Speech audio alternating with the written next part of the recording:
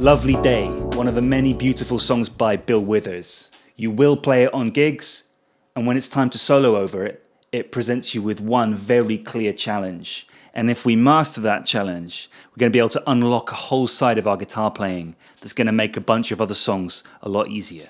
So your solo is coming up, you're looking at this chord chart, and you think, there's quite a lot of chords there. Some of them look pretty jazzy. Is this going to be complicated?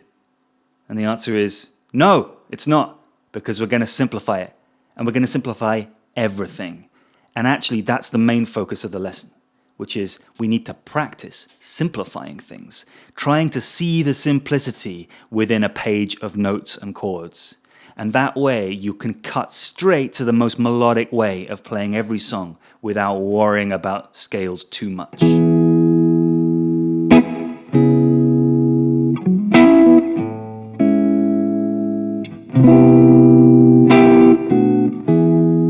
First of all, most important thing, what key is it in?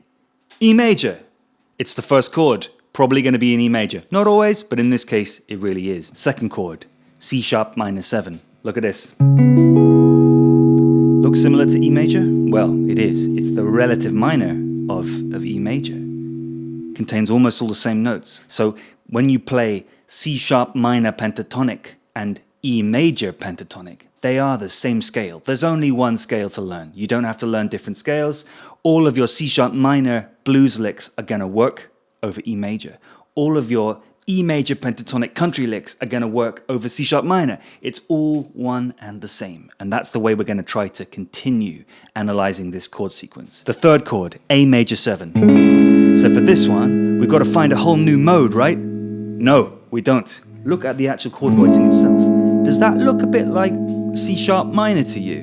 Well, it is. Look, A major 7 is just C sharp minor with a different bass note. And you know what we're saying about C sharp minor being the same as E major? It is. So, over this A major 7 chord, we can still just think E major. Same key, same scale, same jam. Next chord, C major 7. So this one, is this in the key of E major? No, it's not. So this one presents a change for us.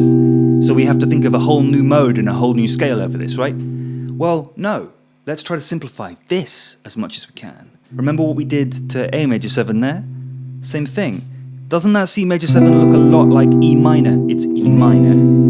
The minorized version of the tonic, just with a different bass note. And that's the magic of this kind of composition, which is that Bill Withers just wrote this beautiful bass line and then let the chords do their thing over the top. And that's what we can do when we're improvising too.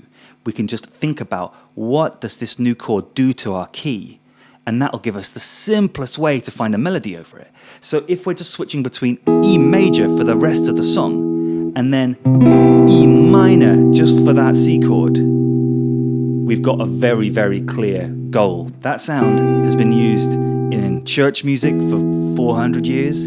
It's been used in so many different genres of popular music, it's unreal. It's hidden. It's not always the same chord sequence exactly, but there's so many songs that do something like that we gotta learn how to do it. You might think, switching between E major and E minor, isn't that what blues players do all the time? Yeah, it is. Blues players are always just blending major and minor in these really subtle ways. But here, we're faced with a song that demands that we switch to minor and then back to major at a certain point. And that's what makes it such a good challenge. Well, let's practice doing it. So, the most important thing is we got to stay in position. I'm going to choose a position that I think a lot of us are going to find pretty easy. E major. First thing you always got to do when finding a new position, practice finding the home key, right? That's how you get into the zone. E major, C sharp minor, E major, C sharp minor. You can probably see the scale position developing already. We're just looking for a pentatonic. Really basic stuff. Simplify. It's maybe the classic blues box that a lot of us learn first. So that is E major. Now we got to find E minor in the same position. Let's find the closest E minor chord. It's actually there. But we're not searching for E minor here. That would be cheating, right? We're searching for E minor here. See if you can find the pentatonic. Pause it. Find the pentatonic there. That's a good challenge. I'll give you the answer now. It goes like this.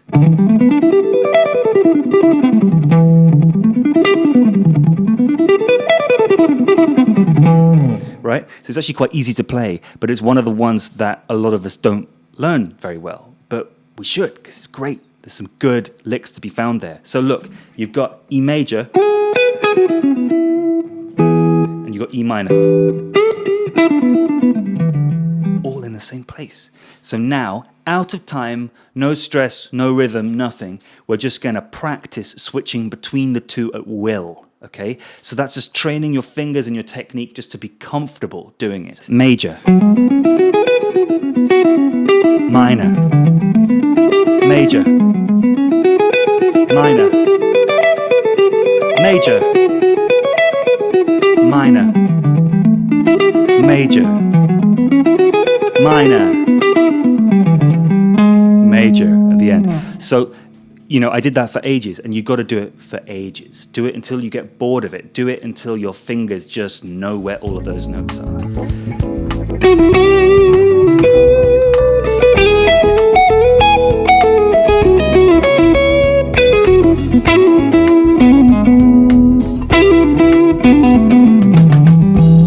Switching between major and minor is not that difficult, but always being able to hear when it's the right time to do it. That's the challenge, and that's what we need to practice. Practice ain't just for your fingers, it's actually mostly for your ears and your rhythm, getting a sense of the contour of the song. When you're switching between two tonalities like this, what's really helpful is just to find one note or a pair of notes that best melodically describe the change. And with major to minor, the easiest way to do that is to find the thirds. And remember, always just in this one position that we're trying to master first. So look, here's the major third of E. Where's the minor third of E when we switch to minor? Well, it's here. That's easy, isn't it? Just go down one fret. But that's in a different position. Every position has its challenges, and we got to get around them if we're going to play with our ears and not worry about the guitar too much. So look, if that's the major third of E, the minor third is here. So now we can kind of play some simple, like, riffy licks that really drum that in and that feel good, like...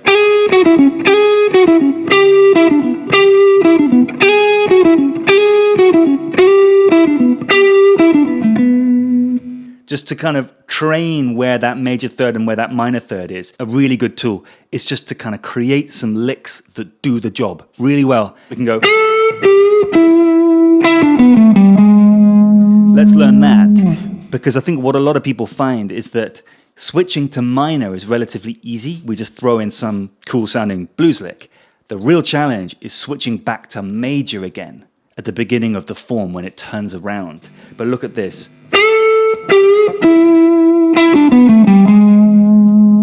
Let's learn that.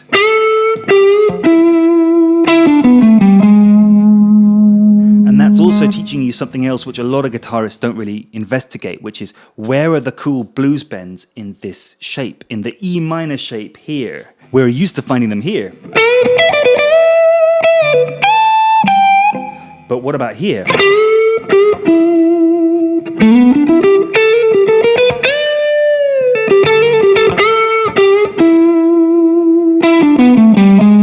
And we're major again. So look, that major third down there, that's so important, and we might not immediately know that it's there. Minor third,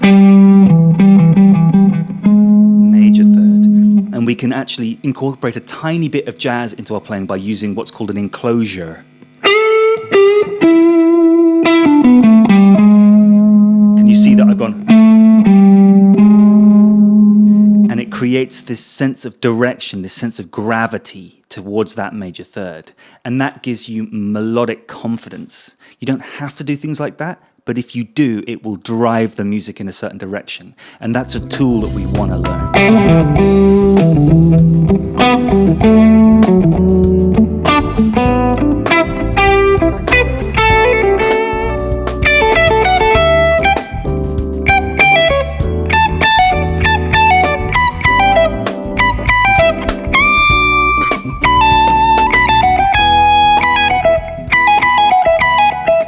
What about the bridge?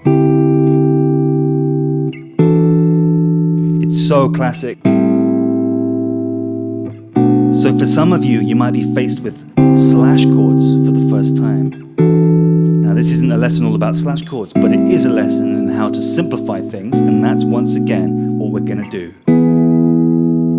You see that there's a bunch of different chords, and actually they do pretty much the same thing the whole time. Look at this. This is C over D. C/D, that means C major chord with a D bass note. But actually in terms of improvising over it, let's reduce it to its bare minimum. What is it? It's a C major chord. The next one, D/E. What is it? It's a D major chord with a cool bass note. So if you've got a C major chord and a D major chord, what key do those two chords exist in? Is it E major? No. Pause the video, see if you can work out what key those two chords exist in. The answer is G major. They're chord 4 and chord 5 of G major. But that's too much theory already. We can do it even easier than that, because G major is just the same as E minor, isn't it? E minor is the relative minor of G major. So the chord C major and the chord D major exist in E minor. Weren't we just doing E minor a whole bunch? It's still just E minor. Easy.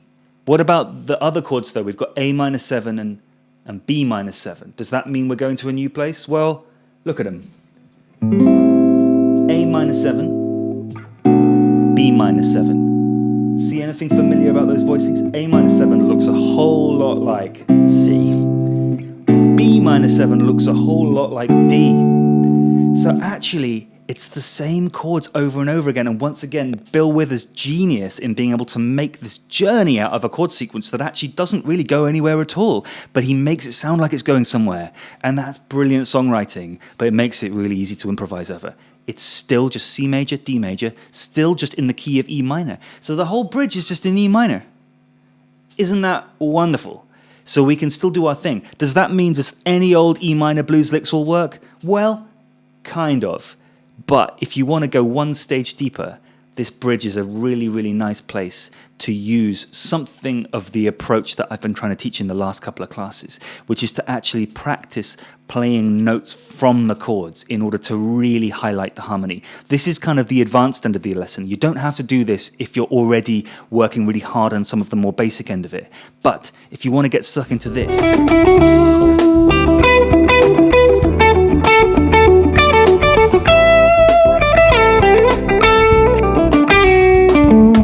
so once again, in our position, we can start by playing some C major triads. Look.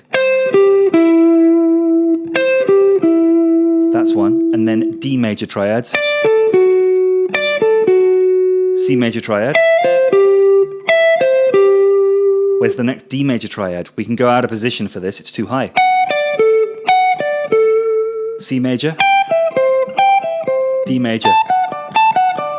So you might kind of end up playing a run, which goes something like... Get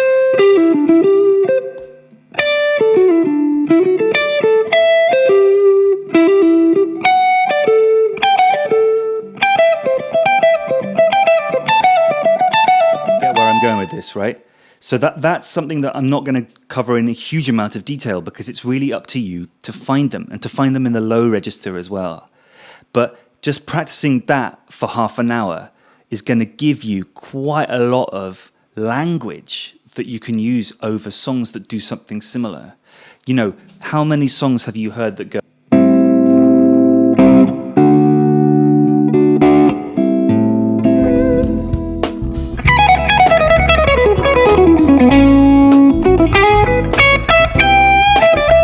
At this point, it's useful to remember that we're simplifying things by only playing pentatonic. Pentatonic is such a great framework for adding other notes, that I don't really feel like I need to think about any other scales. I just base myself around a pentatonic shape and then add whatever other notes I think sound good. But one note seems to come up more than others, and I've actually made a whole other video about it. But it's actually just adding this second to the minor pentatonic, or you could also think of it as adding the seventh to the major pentatonic. Remember, minor pentatonic and major pentatonic can be thought of as the same thing. You're just adding this one other note to every position. Let me show you what it is. So here it is in E major.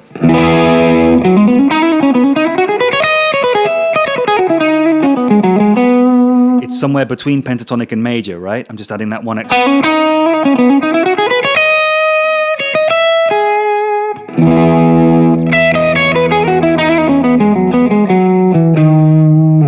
There it is. And when we go to E minor, or one of the substitutions for E minor, remember? So I'll play the C major 7 chord because that's what's happening in this song.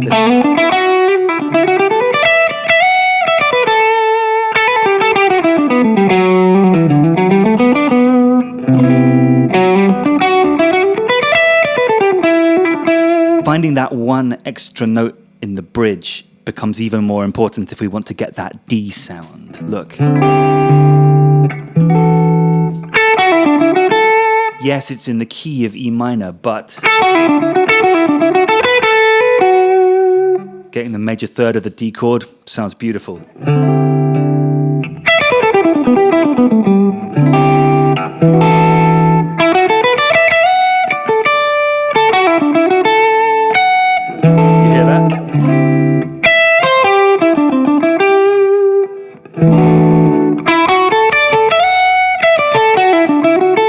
See if you can play some of the lines I'm playing.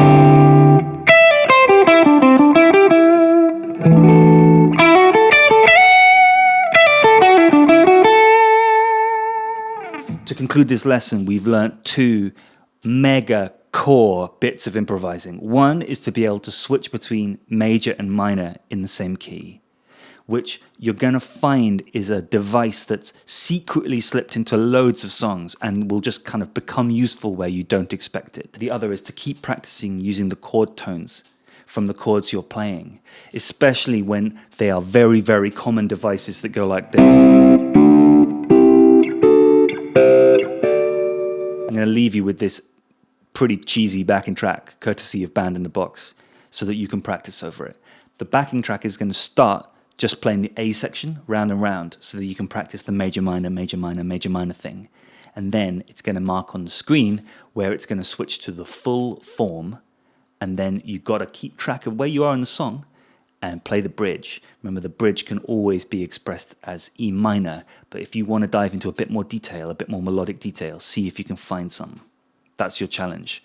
I hope you've enjoyed this lesson, and this song is such a great source of vocabulary for improvising. I'm going to try to find some songs that are equally useful as we move further on into some more complex territory. So see you next time.